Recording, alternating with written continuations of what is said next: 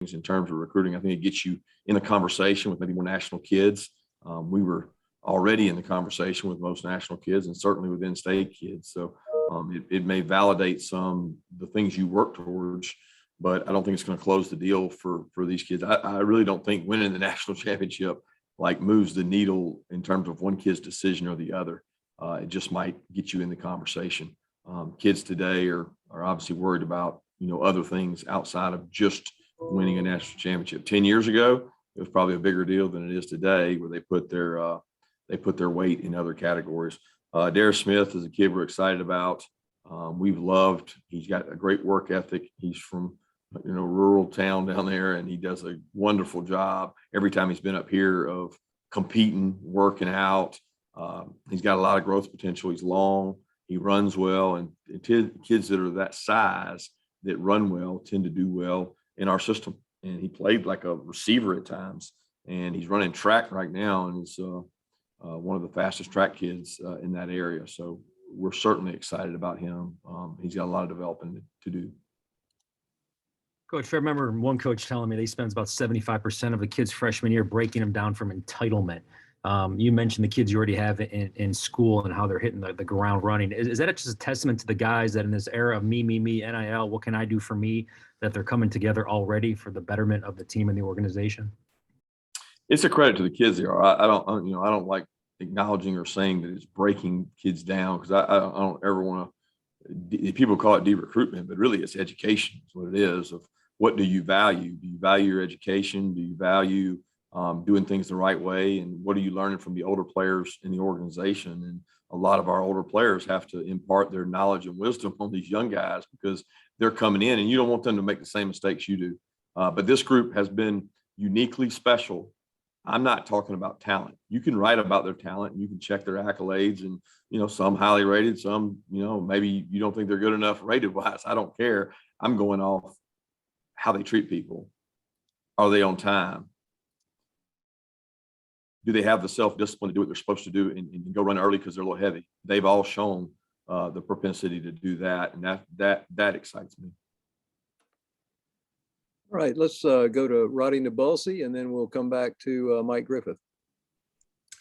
Hey, Coach, if you would, tell me a little bit about the backstory behind Andrew Paul and Trey Scott's efforts on the recruiting trail, if you would. Andrew Paul is a guy that we found out about and discovered, and Dale did a tremendous job combing the country looking for the best backs we could possibly bring into the University of Georgia. And anytime you go across the state of Texas, there's a ton of good football players, really good high school football in Texas. And Dale reached out to me and sent me his huddle link, and I got to watch him. I really liked him. Dale knew the kid, knew the family.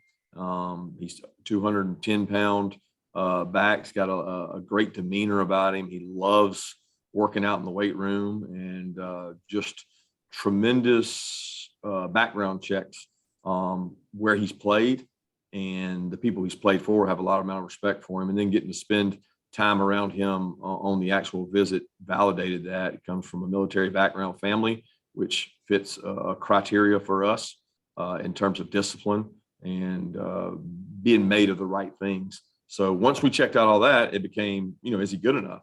And we loved him. We think he's a really good football player, a great academic student, won a state championship in high school. And if you look at these guys that joined us today, I think almost every one of them won a state championship in high school, which is another indicator of success and winning and coming from good teams, which is of great value to us. Hey, Kirby, detouring down here to Mobile, and speaking of championships and success and winning, wasn't too long ago we were talking about number of Georgia players who could be drafted. You could have a record class of 15 guys potentially drafted this year, a lot of them down here in Mobile. Where does that fit in for a lot of these recruits and what they see in Georgia? And if you could just talk about, I don't know if pride's the right word, but looking at these prospects that you've developed and helped move on in their careers. I think you're alluding to the fact that you said that in a press conference once, and I got on you, and I would still remind you that 15 is unrealistic. Okay. If it happens, then you can call me a liar. All right. But we've got a great group of guys coming out. I think that's very evident when you look at our our current roster here and the guys we have training, that we have some holes. I mean, there's, every year I always say it, you go in that team meeting, the meeting after you're through with your season, regardless of how your season ended, you're looking around going, where's everybody at? Uniquely this case, there's 19 guys in the back of the room that are filling a lot of big holes in the front of the room. And that doesn't happen overnight, but I'm proud of those kids that are down there. I have to be honest with you, I've been so swamped with things going on, I haven't got to watch a lot, but I always like to check in on our guys at the Senior Bowl. I like to go to the Senior Bowl. I haven't gotten that opportunity with the calendar changes and some of the things we've been through, but I get reached out to from GMs and coaches working it that they've been really impressed with our guys' practice habits, demeanor, the way they carry themselves. Those are all things we try to teach here at Georgia, and our guys buy into that. So I'm excited to see where they go, and I'm excited to see them work out here at our facility when they get the opportunity. All right, next two questions. Let's go to Chip Towers and then Seth Emerson.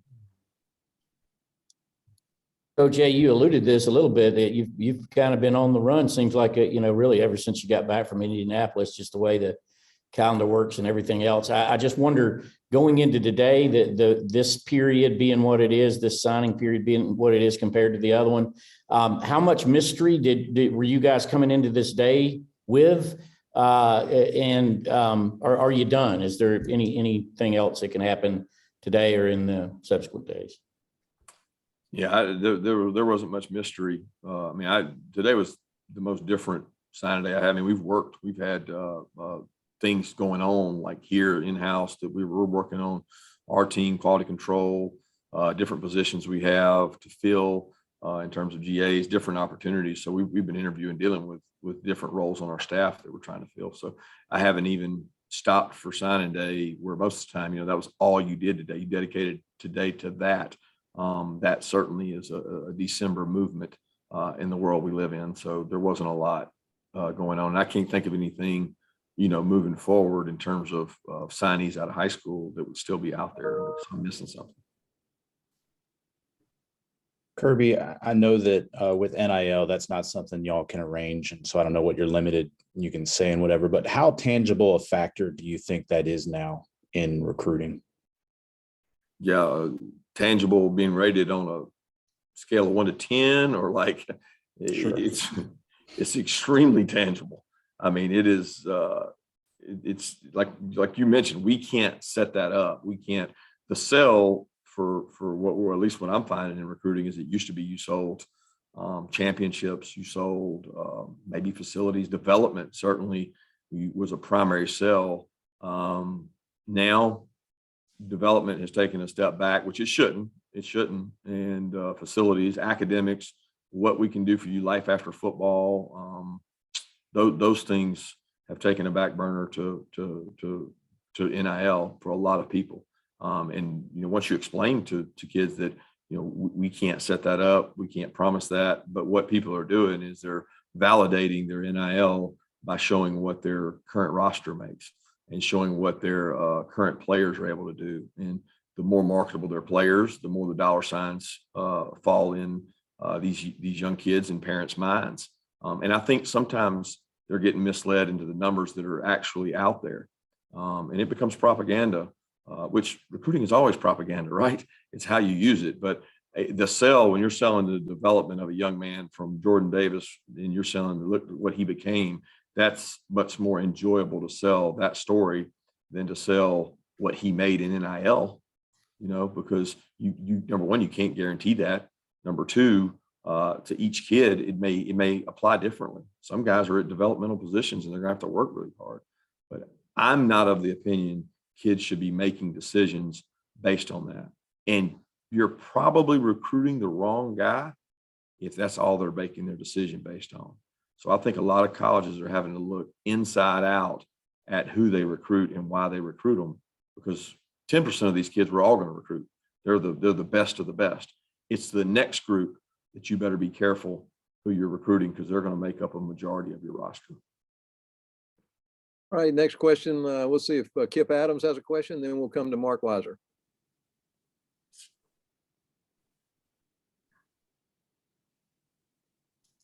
Okay, Mark, you want to go ahead? Kirby, obviously, besides recruiting, you've spent some time recently making some staff additions. I want to ask you the reasons you wanted to bring BMAC back to coach the receivers, and then how you envision Mike, his role as an analyst, and then also with the defensive position. Do you expect that'll be an outside linebackers hire?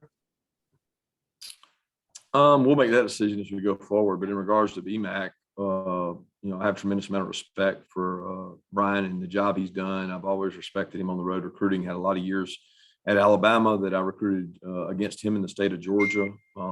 Coached him as a player here in terms of the way he carried himself as a special teams player, a leader. Got a lot of respect for him. He's worked for people on our staff, worked with people on our staff, and I'm big on fit. And does someone fit the culture we're trying to create? We don't look at a lot of things that people in the outside world look at. I look at, can they make our staff better? Can they make our players better?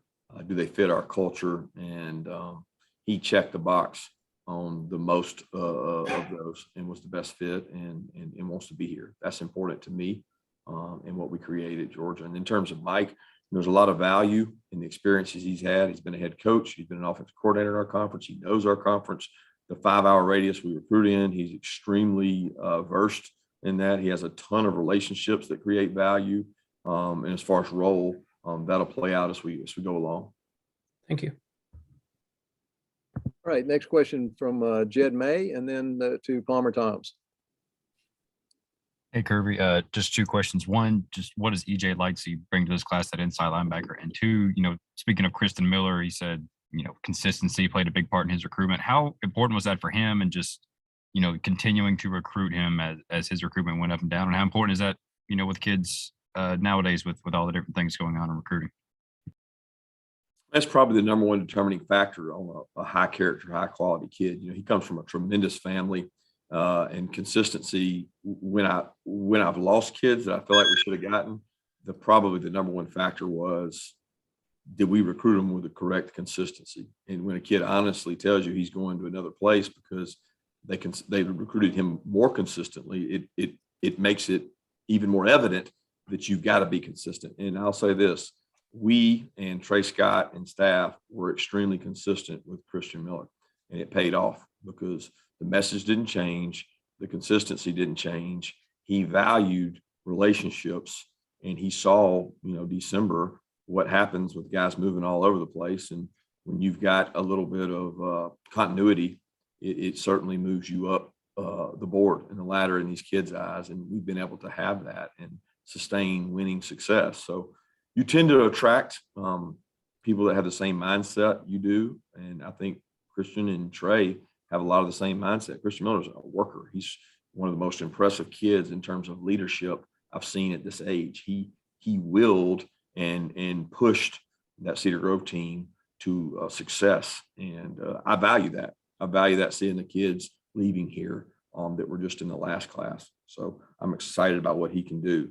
Going back to EJ, he was a kid we had in camp. He's a kid we never stopped recruiting. We felt very strongly about. He ran really well in our camp. And we put a lot of value on camp evaluations because it's the only thing we see with our eyes.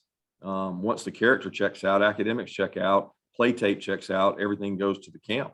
And this guy did a great job at our camp and is not afraid of work. And in the day and age of speed, space play, covering people, he's a tremendous athlete. Kirby, last signing day, you talked about how wide receiver was a big need. And obviously that need has grown through the draft and the portal. What is it that you all saw in Dylan Bell, and what does he bring to the table? Dylan's another one that came and worked out. He came through, and we had him in camp, and he was actually here the same day Cole was. And he stood out. I mean, he's big. He's built like a running back. He played a lot of running back. He's got power. He's got good hands. He's got tremendous work ethic. He goes to an extremely academic high school, which checks a box for us in terms of being able to handle the academics here at the University of Georgia. So when we saw him work out, that gave us validation that what we saw on tape was accurate. He's a tremendous young man. So when you start looking for size, speed on the perimeter, he has really good size. He has good speed. So that was something that fired us up. All right, we got time for a couple more. Let's take Stuart Steele, and then we'll go to Connor Riley.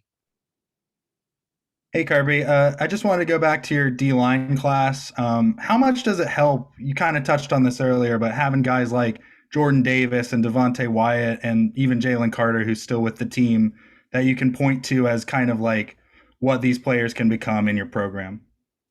It helps. I mean, it's going to help more if those guys are successful in the NFL or get drafted high, because I think that'll give validation to Trey Scott's development, that he took some guys that might not have been the highest rated coming out, but yet they may be the highest rated coming out of college as opposed to high school. And he's a tremendous teacher. I mean, Trey he's a technician. He sells himself on not a lot of flash, but on work and developing young men into good defensive linemen and better people. And he's got a little bit of proof now to validate that with, Travon Walker, Devontae Wyatt, and Jordan Davis all coming out of that room. Those are three guys that are going to be really good NFL football players. Hey, Kirby, you sort of touched on this a little bit earlier, but with all the changes that we've seen in college football, transfer portal, name, image, and likeness, how is you guys as a staff and program change what you are looking for specifically in guys who sort of fit the culture that you want to establish at Georgia? How have we changed? Yeah. I'm not sure. Well, I think we're ever changing. Like, there's not like, I can't say we changed from this year to last year. I just think it's subtle. And the way things are going, you're going to have to continue to do that. You have to look at your roster and say, we need great players, right? But we need enough core players that believe in the values of the organization to outweigh any blinking lights. And, sometimes a blinking light might be a talented player that doesn't completely all the way buy in, but you've got enough core players that the voice doesn't get heard, and I think that's, we had that last year. We had a really good group of core leaders. They also happen to be good players. That's when you get to win a national championship, but you got to be selective over going really far away from home. How big a portal risk is this kid? Is NIL so important to him that he's not going to be effective as a player? Because it's easy to sit here and say, what can I make NIL? How can you help me? Well, I can help you a whole lot more if you come out of college with a degree and you come out of college and get drafted. There are a lot more commas on those salaries than there are on NIL deals. And you have to be able to explain that to kids, and they have to understand it and buy into it, because a lot of kids come from a society of, I want now, me, self-gratification. And we really need team, long-term buy-in, develop, be the best player you can when you leave. The hard part, Connor, is figuring out which each kid is. Does he really buy into that, or is he just providing lip service? And that's where the tough decisions are made as a head coach and a position coach of which guys you take, because you don't really know until they get here sometimes. Thank you, Coach Smart. Thanks, everyone, for zooming in, and everybody have a great day. Thanks.